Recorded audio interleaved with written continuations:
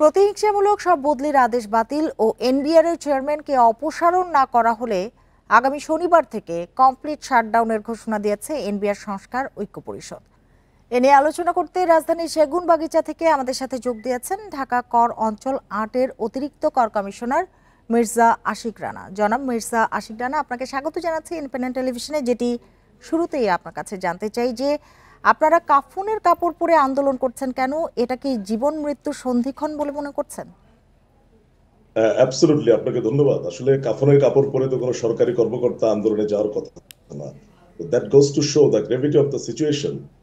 যখন একটা অস্তিত্বের প্রশ্ন এসে দাঁড়ায় এবং যখন একটা যুদ্ধ পরিস্থিতি বিরাজ করে, যখন একটা সরকারি দপ্তরে 144 ধারা জারি করা হয়, যেখানে পুলিশ বাহিনীকে রেগুলার বেসিসে ডেকে আনা হয়, অনেক ক্ষেত্রে আর্মি তলব করা হয়, একজন সচিবকে যখন আর্মি পাহারা দেয়, বাংলাদেশের ইতিহাসে কোনো সচিবকে আর্মি প্লাটুন 2 প্লাটুন সদস্য দিয়ে গেছে কিনা আমার জানা নেই।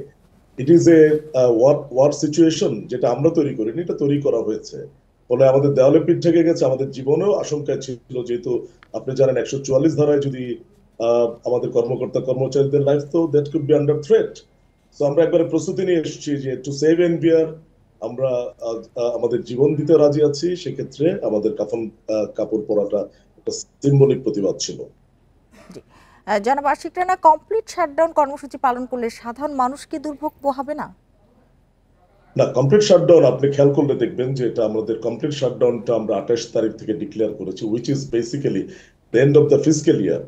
সেটা তো আমরা চাইনি। আপনি জানেন যে সরকারের আশ্বাস প্রেক্ষিতে সরকার একটা রোডম্যাপ দিয়েছিল, আমরা আশ্বস্ত হয়েছিলাম, আমরা কাজে ফিরে যাওয়ার জন্য বারবার চেষ্টা করেছিলাম। এবং আপনি জানেন যে গত 25শে মে আমাদের সরকারের আশ্বাসের প্রেক্ষিতে তো আমরা শাটডাউন তুলে নিয়েছিলাম, এবং কমপ্লিট শাটডাউনে তখন আমরা যাইনি, যেহেতু আমাদের প্ল্যান ছিল যে আমরা জানতাম যে এটা অর্থ বছরের শেষ দিকে আমরা ছিলাম, আমরাও কাজে ফিরে যেতে চাইছিলাম। সরকারের আশ্বাসটা আমাদেরকে আশ্বস্ত করেছিল, we were back to our work.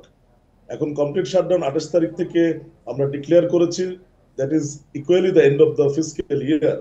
আমরা সবকিছু চিন্তা করে, বাট আপনি যখন সব দিক দিয়ে আমাদেরকে ডিজোন করবেন, দুইটা বাংলাদেশের সবচেয়ে প্রাচীন একটা রাজস্ব বোর্ড 100 বছরের পুরনো প্রতিষ্ঠানের কর্মকর্তা, ট্যাক্স, কাস্টমস এবং ভ্যাটের কর্মকর্তাদেরকে যখন আপনি রাস্তায় নামিয়ে দেবেন, ফ্লোরে বসতে বাধ্য করবেন, আমাদের শাটডাউন ছাড়া কি থাকতে পারে বলেন?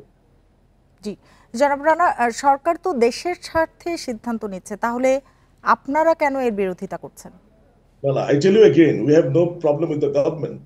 গভর্নমেন্টের রোডম্যাপকে আমরা স্বাগত জানিয়েছি। 13 দিন আন্দোলন করে এর আগে, আমি এর আগের কথা বলছি, we were back to our work with an anticipation যে there is a probable solution upcoming.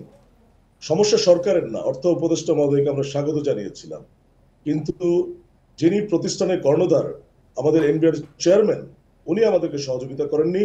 The moment he was back to NBR, আপনি জানেন যে উনি বেশ কিছুদিন এনবিআর অফিসে করতে পারেননি, যেহেতু কর্মকর্তা কর্মচারীরা লাগাতার বিক্ষোভ করছিল তার বিরুদ্ধে, তার প্রতি অনাস্থা ছিল। কিন্তু কি হতে পারে, একটা ডিপার্টমেন্টের কর্ণধার কি করবেন? He will take shoulder the responsibility to own the the employees, the colleagues of the department. উনি আমাদের এই ঈদের পরে এসে দেখা গিয়েছে আমাদেরকে ডিজোন করেছেন, সরকারের যে ঘোষিত রোডম্যাপকে উনি বাধাগ্রস্ত করার জন্য যাদের প্রতি আমাদের অনাস্থা ছিল সেই সকল কর্মকর্তা দিয়ে একটা কমিটি করেছে।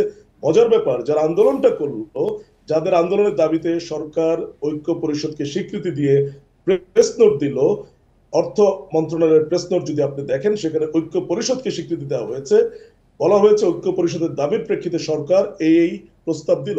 সেই ঐক্য পরিষদকে পাশ কাটিয়ে, যেটা ঐক্য পরিষদ, আই টেল ইউ, এটা 2, 5, 6, 10 জনের কোনো পরিষদ নয়, এখানে ট্যাক্স কাস্টমস এর সকল কর্মকর্তা কর্মচারীর এটা রিপ্রেজেন্টেশন করছে ঐক্য পরিষদ। আমাদের চেয়ারম্যান মহোদয় বলেছে ঐক্য পরিষদ কার আমি চিনি না। সে কারণে কি চেয়ারম্যানের অপসারণ এতটা গুরুত্বপূর্ণ হয়ে উঠেছে এই মুহূর্তে?